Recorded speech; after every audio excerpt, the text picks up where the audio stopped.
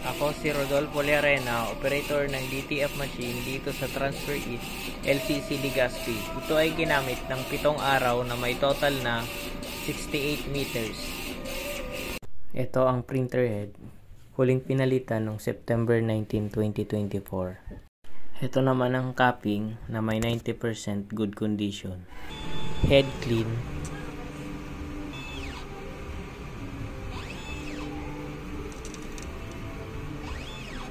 Punasan ang wiper pagkatapos mag-head clean. Nozzle test.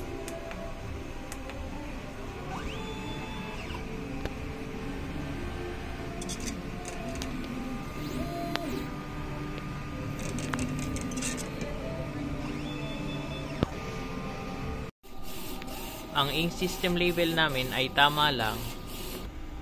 Ang damper ay pinalitan noong September 19, 2024. Ang waste tank ay nilinis noong isang araw. Ito ang ABR at dito nakalagay ang aming ground wire.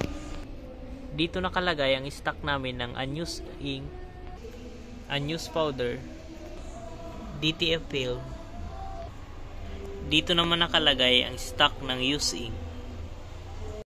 Ito naman po ang list ng nagamit sa CMYK: white, black, yellow, cyan, magenta, powder, DTF film. So ito naman po ang output monitoring. At ito naman ang daily checklist. Yun lang po, thank you.